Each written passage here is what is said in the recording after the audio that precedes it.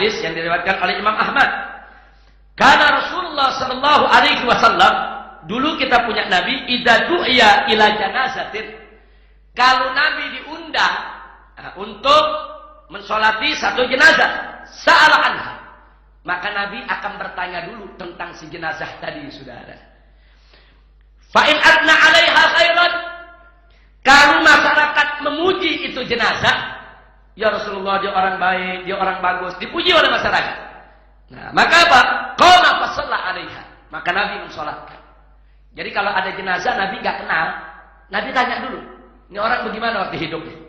Nah, kalau dipuji, ini orang baik, ini orang bagus, ini orang, pokoknya orang soleh dan lain sebagainya, Nabi sholatin. Wa in kana ghairu dzalik, tapi kalau ternyata Nabi dengar dari masyarakat kebalikannya, ini orang enggak baik, masyarakat ngomong macam-macam tentang jenazah tadi. Qala li ahliha, maka Nabi mengatakan kepada keluarga jenazah tadi, sya'nukum biha, ini urusan kalian. Nabi pergi. Jadi Nabi suruh keluarganya aja udah yang ngurusin.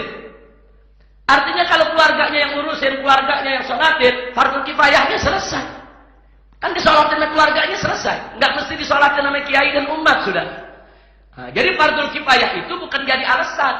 Jadi kalau sekarang ini ada orang-orang yang sengaja udah dikasih tahu kiai, udah dikasih tahu habib, bukan dia nggak tahu, bukan. Kalau dia nggak tahu lain, sudah. Udah dikasih tahu, saudara. Oh, alasan dia takut, udah dikasih pemahaman, nggak usah takut, saudara.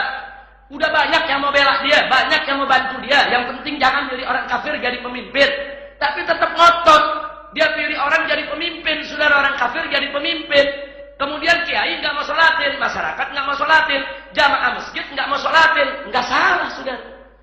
Kiainya nggak salah, masyarakatnya nggak salah, masjidnya nggak salah. Nah kalau pertanyaannya, tapi nanti kalau nggak ada yang urus, bagaimana nggak sholat? Suruh keluarganya sholatin, atau suruh golongannya sholatin yang sama-sama milih orang kafir. Saya tanya, yang milih orang kafir ada juga kan selain dia kan? Suruh sholatin aja bareng-bareng, ada sholatin sendiri. Lu yang mandiin, lu yang kafanin, lu yang sholatin, lu yang kuburin. Gua nggak mau ikut.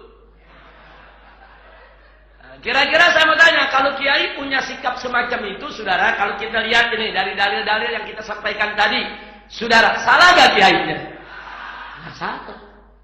Nah, cuma memang sampai hari ini, baik ulama, ormas Islam, MUI dan lain sebagainya, tidak ada yang memberikan fatwa, masjid-masjid tolak jenazah pendukung orang kafir.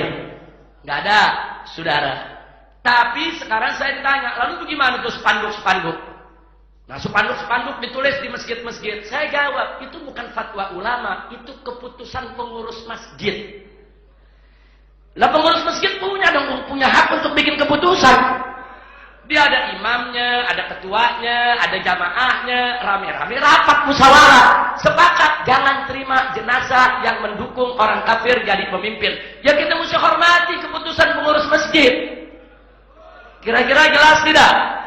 Jadi saya tidak berfatwa, tapi saya memahami kalau ada masjid dan musala yang punya keputusan semacam itu.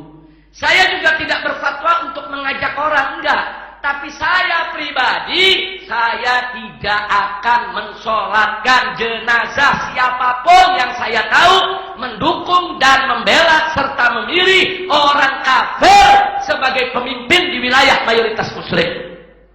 Itu hak pribadi saya, sudah. Kira-kira jelas gak?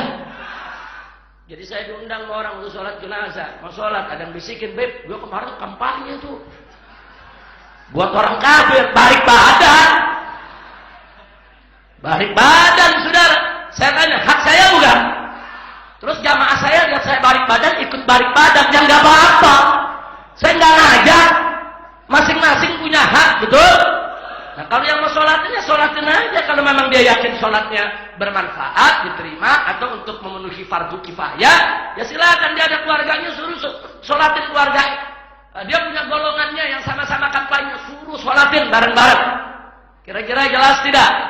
Nah, jadi dalam persoalan ini jangan kemudian kita dikatakan, wah ini mempolitisasi agama, ini mempolitisasi ayat Quran. Enggak, ini petunjuk Allah dan ini amalan Nabi, saudara. Tapi kalau ada orang yang nggak jelas dia munafik atau bukan, nggak boleh kita tuduh dia munafik. Nggak boleh kita tuduh dia macam-macam. Bukan hanya dalam perkara yaitu soal pilkada ini, bukan. Saya disuruh mensolatkan seseorang, terus ada yang bisikin, "Beb, ini semalam matinya di atas perut pelacur. Dia berzina, dia mati. Nggak bahaka sama sholatin, saudara. Suruh keluarganya aja sholatin, suruh silakan yang lain jalankan fardhu kifayah. Saya balik padat. Itu hak saya. Kenapa? Karena begitulah Nabi memberikan contoh. Tadi kan kita bacakan itu, yang diriwayatkan oleh Imam Ahmad, saudara. Kalau ada jenazah, Nabi nggak kenal, Nabi tanya, bagaimana jenazah ini? Nah, kalau pada jawab, oh ini jenazah orang baik, Habib, Masya Allah, meninggalnya juga husnul khotimah. Dia sudah sakit selama 2 bulan, zikir terus mendekatkan diri kepada Allah. Dulunya memang dia suka berbuat maksiat, tapi 2 bulan ini Masya Allah, dia baik-baik, ada memberikan kesaksian. Kita ikut sholatin, saudara. Berkah, kita mensolatkan dapat barakahnya juga, saudara. Nah, tapi kalau orang memberikan, ini semalam matinya bunuh diri, ini semalam matinya di atas perut pelacur, ini semalam habis mabok ngusap di got dia mati, nggak bakal sama sholatin, saudara. Nah, apalagi ada yang bilang, "Beb, ini kampanye nih, ini dia nih, yang bayar-bayar warga nih supaya pilih orang kafir." Wah, 7 turunan juga saya nggak mau, sudah. Masya Allah, kira-kira jelas tidak? Jelas tidak? Nah, jadi masing-masing punya hak, saudara. Tapi memang Nabi nggak pernah mengkampanyekan umat Islam, si A, si B, si C, si D, nggak disebutin, jangan disolatin, enggak. Nabi nggak melakukan itu, saudara. Nabi cuma panggil satu sahabatnya, Nabi kasih tahu ini munafik, munafik, munafik, munafik. Kalau dia mati kau jangan solatin. Tapi Nabi nggak umumkan kepada yang lain, saudara. Nah, kenapa? Supaya tidak terjadi yaitu kegelisahan di tengah masyarakat.